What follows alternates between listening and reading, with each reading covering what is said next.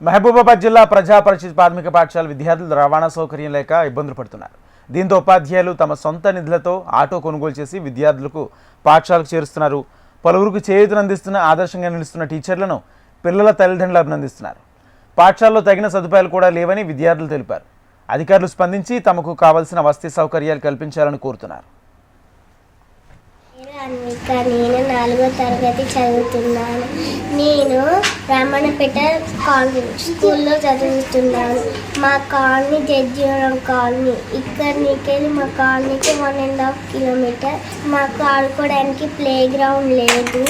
మాకు బిల్డింగ్ లేదు, school building లేదు, 2 రూమ్సే ఉన్నాయి. మాకు చదువుకోవడానికి ఇబ్బంది అవుతుంది. బోర్డ్స్ సరిగా లేవు. మాకు రేవంత్ రెడ్డి గారు మంచి బిల్డింగ్ ఇస్తే మేము హ్యాపీగా చదువుకుంటాం. మా టీచర్స్ సొంతం తన పైసలతోటి ఆటో కొని తీసుకొస్తున్నారు స్కూల్కి. పేరు రేవంత్. నేను 5వ తరగతి చదువుతున్నాను. మా స్కూల్ రామన్నపేట ఎస్టీ కాలనీ. మా సారు మేము నడుచుకుంటూ మా ఇంటికి స్కూల్ దగ్గరికి 2 కిలోమీటర్స్.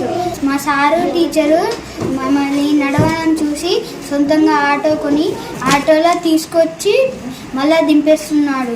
అదే కాకుండా మాకు ప్లే గ్రౌండ్ లేదు, మాకు టాయిలెట్స్ లేవు, స్కూల్ బిల్డింగ్ లేదు. రేవంత్ రెడ్డి గారు కృషి చేసి building, toilet, play ground, school building ఇప్పిస్తే బాగుంటుంది. మేము బాగా చదువుకుంటాం.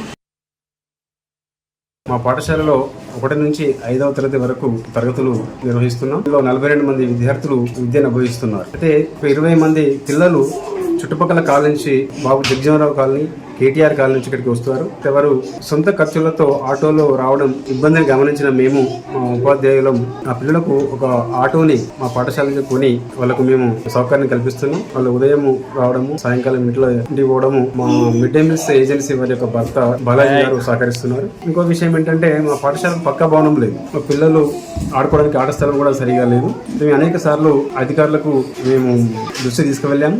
వారి మధ్యనే స్పందించి మా పాఠశాల విజిట్ చేసి కొత్త పాఠశాల భవనాన్ని నిర్మించడానికి పై అధికారులకు ప్రపోజల్ పంపారు. అది ఈ మధ్యనే వస్తుందని మేము ఆశాభావాన్ని వ్యక్తపరుస్తున్నాం.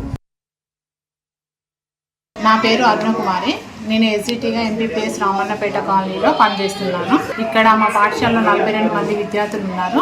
వాళ్ళు పక్కన KTR colony, Jagjivan Rao colony, housing board colony నుంచి కూడా రోజు స్కూల్కి వస్తుంటారు. వాళ్ళ స్కూల్కి రావడం ఇబ్బందిగా ఉంది అనేసి మేము ఒక 25,000 సెకండ్ హ్యాండ్ ఆటోని కొనుగోలు చేశాము. దాంతో మాకు అడ్మిషన్స్ పెరిగిన ఈ సంవత్సరము 12 మంది విద్యార్థులు కొత్తగా జాయిన్ అయ్యారు. మాకు చాలా హ్యాపీగా ఉంది. పిల్లలు కూడా చాలా హ్యాపీగా స్కూల్కి వస్తున్నారు రోజు.